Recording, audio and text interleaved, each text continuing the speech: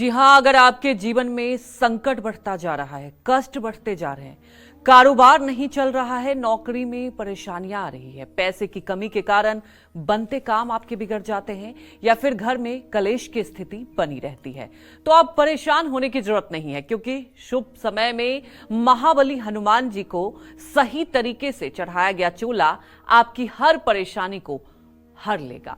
चमत्कारी चोले के उपाय कैसे आपकी किस्मत खोल देंगे, यही आज कालचक्र में पंडित जी आपको बताएंगे। इसलिए बने रहिए कालचक्र के साथ। इसके अलावा अगर आपका भी कोई सवाल है तो आप हमें फोन कर सकते हैं। हमारा नंबर है 0120-665-2411। और सबसे पहले अब पंडित जी से जानेंगे कि हनुमान जी को चोला क्यों चमत्कारी माना जाता है, क्या है इस चोले के पीछे का साइंटिफिक पहलू, ये जान लेते हैं। पहले पंडित जी बताएं। देखो, पहले तो चोला का मतलब समझ लीजिए, चोला होता क्या है। सिंदूर और चमेली के तेल को जब मिला करके हनुमान जी की प्रतिमा पर लगाया जाता है तो इसी का नाम है चोला। चोला चढ़ाना मतलब सिंदूर और चमेली के तेल को मिला करके हनुमान जी के प्रतिमा पर लेप करने का नाम है चोला। बहुत लोग ऐसे होंगे जो इस शब्द से भ्रमित हो रहे होंगे कि चोला क्या होता है, क्योंकि चोला इस शरीर को भी बहुत लोग कह देते हैं कि ये चोला बहुत दिन नहीं रहेगा। चोला लोग वस्त्र को भी कह देते हैं। यहाँ चोला का अभिप्राय है सिंदूर और तेल का जो लेप हनुमान प्रतिमा पर होता है, यहाँ अभिप्राय उस चोला का है। मंगलवार या शनिवार के दिन हनुमान जी की प्रतिमा पर चोला चढ़ाया जाता है, लेकिन अच्छे मंदिरों में और जिन मंदिरों में हनुमान जी की प्राण प्रतिष्ठा विधिवत हुई है, जहां विधि सम्मत हनुमान जी की प्रतिमा स्थापित की गई है, वहां रोज भी चोला चढ़ाने का विधान है।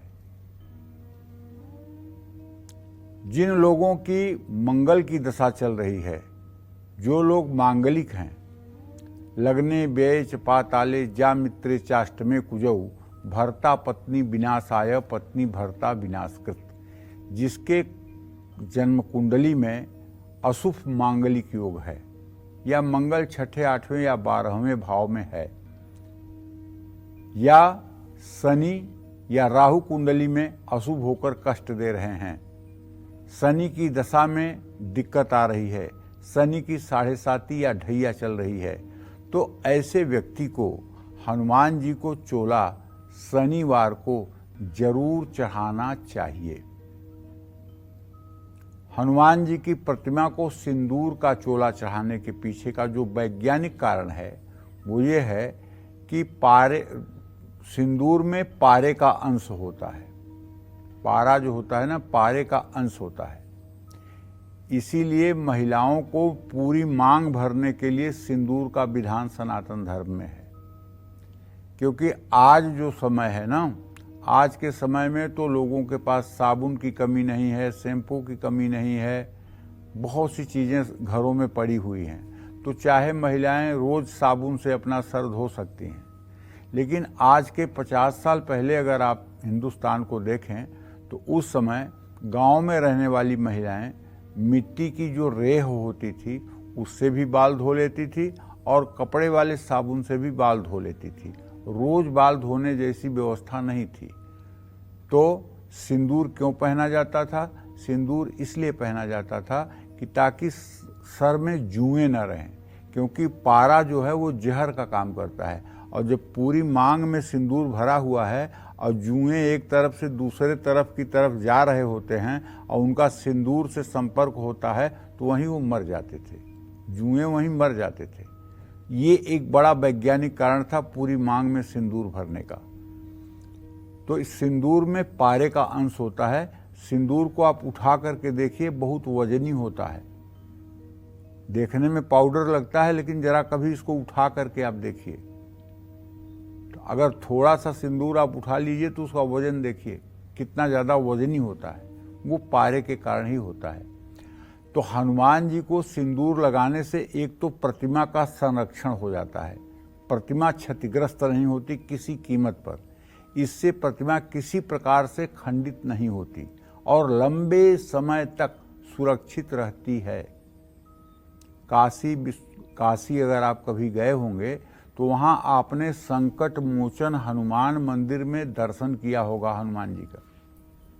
वो हनुमान जी की प्रतिमा गोस्वामी तुलसीदास जी ने स्थापित की थी।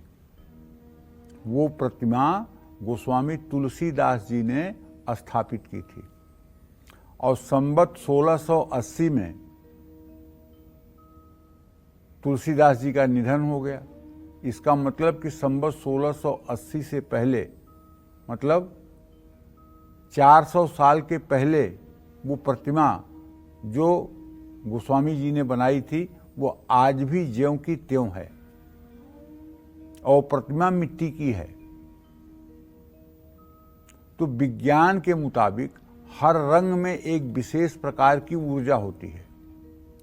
सिंदूर ऊर्जा का प्रतीक है और जब हनुमान जी को अर्पित करने के बाद भक्त उनके चरण से थोड़ा सा सिंदूर उठाकर अपने माथे पर, अपने दोनों भ्रिकुटियों के बीच में भौं पर इसे लगाता है तो ये ऊर्जा का जो केंद्र है, जहाँ थर्ड आई शंकर जी की होती है, तीसरी आँख होती है शंकर जी की, जहाँ मनुष्य का भी ज्ञान चक्षु होता है, वो केंद्र सक्रिय हो जाता है।